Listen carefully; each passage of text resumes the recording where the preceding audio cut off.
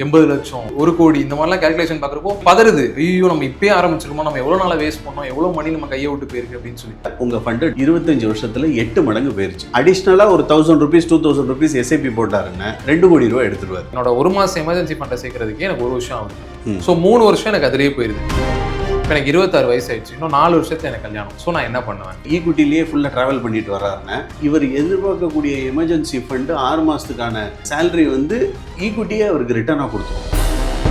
300 ரூபா ஆனது 3 வருஷத்துல 3000 ரூபா ஆயிடுச்சு. இதெல்லாம் எப்போ சொல்லுவாங்கன்னு பார்த்தீங்கன்னா 3000 ரூபா ஆன பிறகு சொல்லுவாங்க. நான் போய் 3000 ரூபாயில் போட்டேன்னா அந்த ஸ்டாக்கு டொயின்னு கீழே இறங்குது. இந்த ரிஸ்க்கு பதிலாக ஃபண்ட் மேனேஜர்கிட்ட நம்ம கொடுத்துட்டோம்னு வச்சுக்கோங்க, அவர் கண்டுபிடிச்சு இறங்கும் போது ஃபண்ட் மேனேஜர் அந்த ஃபண்டை விட்டு வெளியே வந்துடுவார். திரும்ப ஏற ஆரம்பிக்கும் போது அவர் உள்ளே போயிடுவார். ஸோ வணக்கம் சார். வணக்கம் சார். என்கிட்ட ஒருத்தர் ஒரு கேள்வி கேட்டிருந்தாங்க சார். என்னோட மாச சம்பளமே 20000 ரூபாய், இதில் எனக்கு ஒரு 4000 ரூபாய் ரெண்ட்டுக்கு போகுது, 5000 ரூபாய்க்கு நான் ஃபுட்டுக்கு செலவு பண்ணுறேன், 2000 ரூபாய் என்னோட ட்ராவல் எக்ஸ்பென்ஸ் இதுக்கெல்லாம் ஆகுது. இதில் நான் என்ன பண்ணணும்? ஏன்னா இப்போ நிறைய லோயர் மிடில் கிளாஸோட ஸ்டார்டிங் சேலரி அப்படின்னு பார்த்தீங்கன்னா 15 to 20,000 இதுலேருந்து தான் ஆரம்பிக்கிறாங்க. ஸோ அவங்களோட கனவு பார்த்தீங்கன்னா கோடீஸ்வரன் ஆகிடும் எப்படியாவது. என்னோட லைஃப் எண்ட் ஆகிறதுக்குள்ள என்னோட அடுத்த ஜென்ரேஷனையாவது ஓரளவு அப்பர் கிளாஸில் வச்சுட்டு நான் போயிடணும் அப்படின்னு நினைக்கிறாங்க. ஸோ இப்போ 20,000 ரூபா தான் ஒரு சம்பளம் அப்படின்னா அவர் என்ன பண்ணணும்? நீங்கள் சொன்னதில் ஒரு திருத்தம் என்னென்னா, லைஃப் முடியறதுக்குள்ளெல்லாம் கோடீஸ்வரன் ஆக வேண்டாம். ஓகே, அவர் சம்பாதிச்சுட்டு இருக்கும்போதே கோடீஸ்வரன் ஆகிடலாம். இந்த 9000 ரூபாயை 23 வயசு பையன் ஒரு 6 வருஷம் கன்சிஸ்டண்ட்டாக சேர்த்துட்டு வந்தார் அப்படின்னாலே அவருக்கு 6வது வருஷம் 10 லட்சம் ரூபா இருக்கும். ஓகே, இப்போ 5வது வருஷம் 6வது வருஷம் அவருக்கு ஒரு கல்யாணமே பண்ணுறாங்க அப்படின்னு இந்த 10 லட்சத்துலேருந்து அவர் ஒரு 5 லட்சம் எடுத்து கல்யாணத்துக்கு யூஸ் பண்ணிக்கலாம். பாக்கி 5 லட்சத்தை அவர் அப்படியே ஃபிக்ஸட் டெபாசிட்டில் லம்சம்மாக மியூச்சுவல் ஃபண்டில் கொண்டு வந்துட்டாரு அப்படின்னு சொன்னால் கூட அடுத்த 15 வருஷத்தில் அது 35 லட்சம் ஆகிடும். சார், இப்போ நீங்கள் சொன்னீங்க இந்த மாதிரி ஒரு 30 வயசு ஆகிறப்போ அவருக்கு ஒரு கல்யாணம் நடக்குது அப்படின்னா நம்ம போட்ட இப்போ வரைக்கும் சேர்த்த கார்பஸ் பார்த்தீங்கன்னா 10 லட்ச ரூபா இருக்கும், 5 லட்ச ரூபா எடுத்துக்கோங்கன்னு சொன்னீங்க. நிறைய ஃபினான்ஷியல் இன்வெஸ்டர்ஸ் ஃபஸ்ட்டு சொல்கிற விஷயம்னா எமர்ஜென்சி ஃபண்டை ரெடி பண்ணுங்க. நீங்கள் வேலைக்கு போனீங்கன்னா எமர்ஜென்சி ஃபண்ட் தான் ஃபஸ்ட்டு, அதுக்கப்புறம் தான் இன்வெஸ்டிங் அப்படின்னு சொல்கிறாங்க. ஸோ இப்போ என்னோட சேலரி 20,000 ரூபாய், எனக்கு மீதி கையில் வந்து ஒரு 9,000 ரூபாய் இருக்குது, ஒரு 10% சேர்க்கணும்னு நினைக்கிறேன். என் சேலரிலேருந்து நான் எடுத்து வச்சிடறேன் 10%, 2000 ரூபாய். என்னோட 1 மாதம் எமர்ஜென்சி ஃபண்டை சேர்க்கறதுக்கே எனக்கு 1 வருஷம் ஆகுது. ஸோ 3 வருஷம் எனக்கு அதிலேயே போயிருது. இப்போ எனக்கு 26 வயசு ஆயிடுச்சு, இன்னும் 4 வருஷத்துல எனக்கு கல்யாணம்.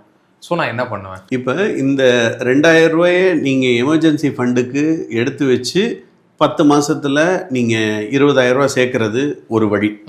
இன்னொரு வழி என்ன அப்படின்னா, இந்த ஃபண்டை 3ஆக பிரிச்சுக்கலாம். அதாவது இந்த 9000 ரூபாயை 3ஆக பிரிச்சுக்கலாம். ஓகே, ஒரு 3000 ரூபா எமர்ஜென்சி ஃபண்டுக்கும், ஒரு 3000 ரூபா 5 வருஷம் கழித்து நடக்க போகிற கல்யாணத்துக்கும், இன்னொரு 3000 ரூபா லாங் டேர்முக்கும் இப்படியும் பண்ணலாம். ஓகே, இது ஒரு ஆப்ஷன். இன்னொரு ஆப்ஷன் என்ன அப்படின்னா, நான் முதல் சொன்ன மாதிரி இந்த 9000 ரூபாயவே அவர் கட்டிட்டு வர்றாருன்னு வச்சுக்கோங்க. 5 வருஷம் கட்டியிருக்காரு, 10,000 ரூபான்னு வச்சுக்கோங்க கணக்குக்காக. 10,000 ரூபான்னு வச்சா 1 வருஷத்துக்கு 1.20, 5 வருஷத்துக்கு வந்து 6 லட்சம் ரூபா அவர் கட்டியிருப்பார். இந்த 6 லட்சம் ரூபா பணத்தில் எமர்ஜென்சி அப்படிங்கும்போது இந்த 6 லட்சம் ரூபாயிலேருந்து நீங்கள் 50% லோனே எடுத்துக்க முடியும். ஓகே, லோன் எடுத்துக்கிட்டா 1 மணி நேரத்தில் உங்களுக்கு பேங்க் அக்கௌண்ட்டுக்கு பணம் வந்துடும். இது இன்கேஸ் ஆஃப் எமர்ஜென்சி அப்படிங்கும்போது.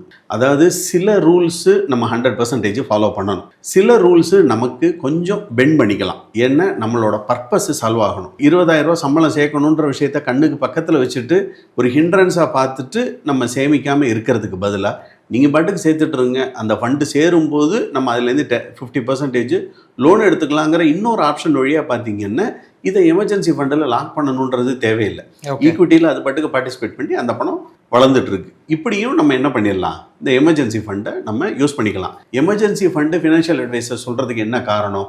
ஒருவேளை கொரோனா மாதிரி இன்னொரு சிச்சுவேஷன் ஒன்று வந்தது அப்படின்னா அடுத்த 3 மாதம் 6 மாதம் நான் சம்பளம் இல்லாமல் எப்படி ஓட்டுறது அப்படிங்கிறதுக்காக தான் அவங்க அந்த விஷயத்த சொல்கிறாங்க. இப்போ நீங்களே நிறைய இடத்துல பார்த்துருப்பீங்க, எல்லா இடத்துலையுமே வேலை நீக்கம் எப்போ நடக்குது எதுக்கு நடக்குதுன்னே நிறைய பேர் புரியவே மாட்டேங்குது, டக்குன்னு வேலையை நீக்கம் பண்ணிடுறாங்க.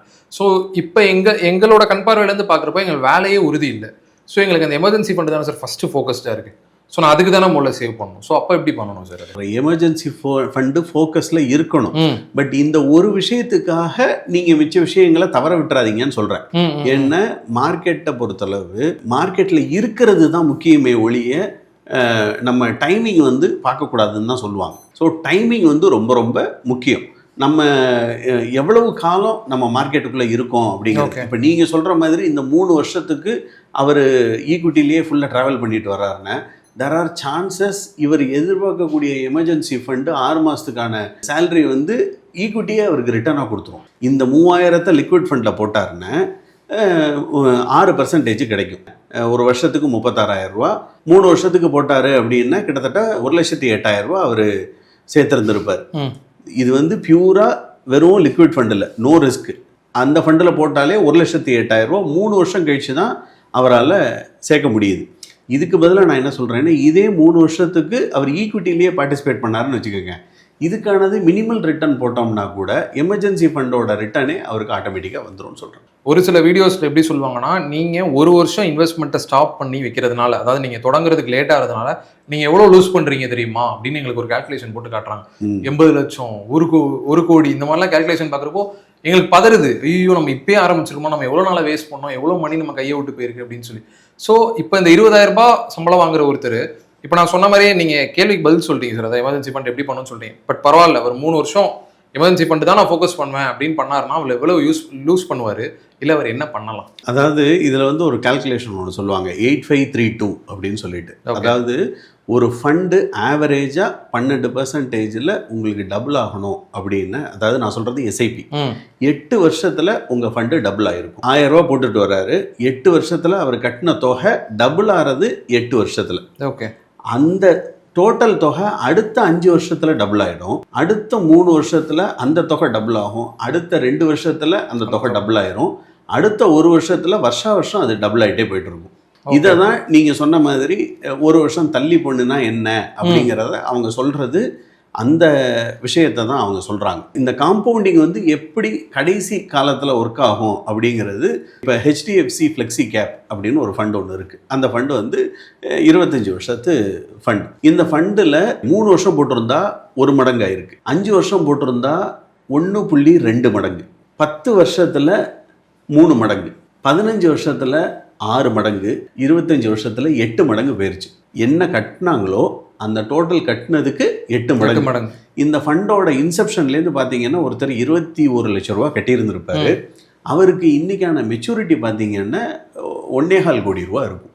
20 லட்சம் ரூபாய்க்கு 1.25 கோடி ரூபா அப்படிங்கிறது மிகப்பெரிய பணம். ஸோ அந்த காம்பவுண்டிங் வந்து டைம் ஆக ஆக தான் அது உங்களுக்கு அந்த வேலையை காமிக்கும். இப்போ என் பையனுக்கு ஒரு இன்வெஸ்ட்மெண்ட் ஒன்று நான் 2017 கொரோனாவுக்கு முன்னாடி ஆரம்பித்தேன். அப்போ அந்த ஃபண்டோட என்ஏவி பார்த்தீங்கன்னா 50 ரூபா. ஓகே, கொரோனா பீரியடில் அந்த என்ஏவி 50 ரூபா இருந்த என்ஏவி 32 ரூபா வந்துருச்சு. இப்போ 17 போட்டிருக்கேன், இப்போ நம்ம 25 இருக்கோம், 8 வருஷம் ஆயிருக்கு. 50 ரூபா என்ஏவி இந்த 8 வருஷத்தில் எவ்வளோ ஆயிருக்கும்னு நினைக்கிறீங்க? இப்போ நான் முதல் சொன்ன ஃபார்முலா பிரகாரம் 50 ரூபாங்கிறது 8 வருஷத்தில் எவ்வளோ ஆயிருக்கணும்? டபுள் ஆயிருக்கணும், 100 ரூபா ஆயிருக்குமா? இன்னைக்கு அந்த ஃபண்டோட என்ஏவி 155 ரூபா. 50 ரூபா உள்ளது 100 தாண்டி 155 போயிடுச்சு. இது நான் ஒரு நார்மலான ஃபண்டு, ஒரு சிங்கிள் இன்வெஸ்ட்மெண்ட்டில் நான் போட்டு வச்சுருக்கேன். என் பையனுக்கு நான் பண்ணி வச்சுருக்கிற இன்வெஸ்ட்மெண்ட், சரிங்களா? ஸோ இந்த 8 வருஷத்துலேயே இந்த இன்வெஸ்ட்மெண்ட் டபுள் ஆகுதுங்கும்போது நான் என்ன பண்ணணும்னா, இந்த 32 ரூபா இறங்கும்போது பயப்படாமல் நான் இருக்கணும். இப்படி இருந்தாலே இந்த இன்வெஸ்ட்மெண்ட்டு ஆட்டோமேட்டிக்காக டபுள் ஆகிடும். சார், அப்போது நீங்கள் என்ன சொல்ல வரீங்கன்னா 15,000 ரூபாய் வாங்கினா கூட நீங்கள் கோடீஸ்வரன் ஆகிறதுக்கு ஆசைப்படலாம் தாராளமாக. சிம்பிளாக ஒன்று கேட்டுறேன் சார், எவ்வளோ லீஸ்ட் அமௌண்ட்லேருந்து நான் எஸ்ஐபி ஸ்டார்ட் பண்ணலாம், நான் எவ்வளோ வருஷத்தில் நான் என் கோலை ரீச் பண்ண முடியும்? ஒரு கோடீஸ்வரம் தான் சார் என் கோல். நான் ஒன்றும் சார், நான் எவ்வளோ லீஸ்ட் அமௌண்ட்லேருந்து எஸ்ஐபி ஆரம்பிக்கலாம் சார்? எஸ்ஐபி இன்றைக்கி ஆரம்பிக்கிறது 100, 250 அதுலேருந்து கூட நம்ம எஸ்ஐபி ஆரம்பிக்கலாம், சரிங்களா? 1000 ரூபா தொகையில் நம்ம எஸ்ஐபி ஆரம்பிச்சுட்டு வருஷத்துக்கு ஒரு 500 ரூபா ஸ்டெப்அப் பண்ணிட்டு வந்தோம்னா கூட, ஃபஸ்ட் வருஷம் 1000 ரூபா, 2வது வருஷம் 1500 ரூபா, 3வது வருஷம் 2000 ரூபா, இந்த மாதிரி 500 ஸ்டெப்அப் பண்ணிட்டு வந்தோம்னா கூட 25 வருஷத்தில் கோடீஸ்வரன் ஆயிடலாம். இன்னைக்கு கேரியர் ஸ்டார்ட் பண்ணுற ஒரு பையன் கூட 25 வருஷத்தில் தாராளமாக கோடீஸ்வரன் ஆயிடலாம். நான் முதல் சொன்ன எக்ஸாம்பிள் சொன்னேன் இல்லையா, 9,000 ரூபாயை வந்து 6 வருஷம் சேர்த்து வைக்கிறாரு. அவருக்கு வந்து 10 லட்சம் ரூபா, 13% 10 லட்சம் ரூபா இருக்கும். அதே இது கொஞ்சம் அக்ரெசிவ் ஃபண்டில் போட்டிருந்தாரு அப்படின்னா 15% 11 லட்சம் ரூபா இருக்கும். 5 லட்சம் ரூபாய் எடுத்தது போக பாக்கி 5 லட்சம் ரூபாயை அவர் அப்படியே விட்டுட்டாருன்னா அடுத்த 20 வருஷம், அதாவது 30 வயசுலேருந்து 50 வயசு, 50 வயசில் இந்த 5 லட்சம் ரூபாயே 1,16 லட்சம் ரூபா வந்துடும். அவர் எதுவும் பண்ணாமல் இருந்தால் போதும். ஓகே, சிம்பிளாக நம்ம எல்லாரும் பண்ண வேண்டியது என்னன்னா, இதில் மேஜிக் வந்து அடிஷ்னலாக ஒரு 1000 ருபீஸ் 2000 ருபீஸ் எஸ்ஐபி போட்டாருன்னா 2 கோடி ரூபா எடுத்துருவார்.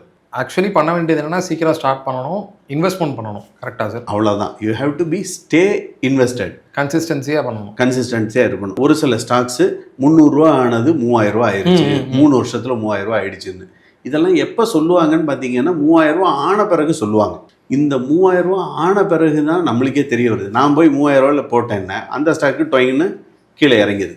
இந்த ரிஸ்க்குக்கு பதிலாக ஃபண்ட் மேனேஜர்கிட்ட நம்ம கொடுத்துட்டோம்னு வச்சுக்கோங்க, அவர் கண்டுபிடிச்சு 300 ரூபா இல்லாமல் 500 ரூபாயிலேயாவது இன்வெஸ்ட் பண்ணி அது 3000 ரூபா ஆகும்போது அதுக்கான ப்ராஃபிட்டை என்கிட்ட கொடுத்துட்றாரு.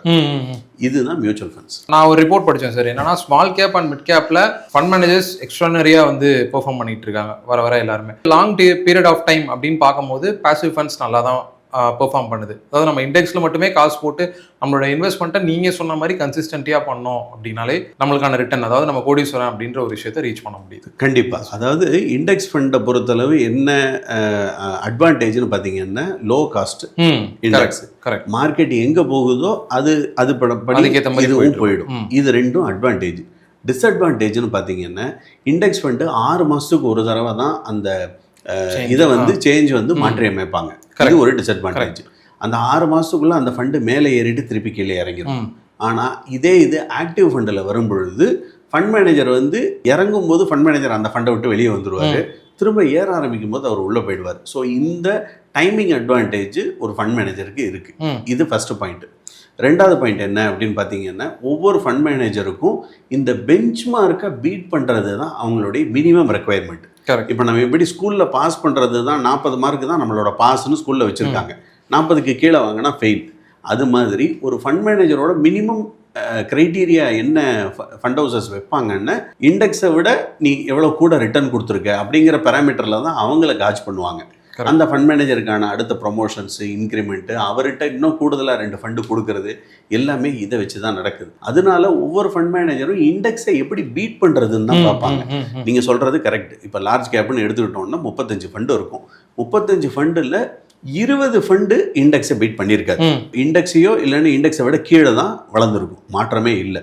ஆனால் 10 ஃபண்டு இருக்கு இல்லையா, இந்த 10 ஃபண்டு கொடுக்கக்கூடிய ரிட்டர்னு இண்டெக்ஸு கொடுத்ததை விட 3-5-7% கூட கொடுக்கும். ஸோ வெறும் இந்த இண்டெக்ஸில் நான் போனால் எனக்கு 50 காசு தான் எக்ஸ்பென்ஸு, அதனால நான் போகிறேன்னு சொல்லி போகிறவங்க இந்த 3-5-7% விட கூட ஆக்டிவ் ஃபண்ட்ஸு தந்துட்டு இருக்கும்போது கரெக்டான அட்வைசர் மூலமாக ஆக்டிவ் ஃபண்டு போயிட்டாங்கன்னா இந்த எக்ஸ்ட்ரா சார்ஜ் வந்து அதுலேயே கவர் ஆகிடும். ஓகே சார், ரொம்ப நன்றி சார். நன்றி.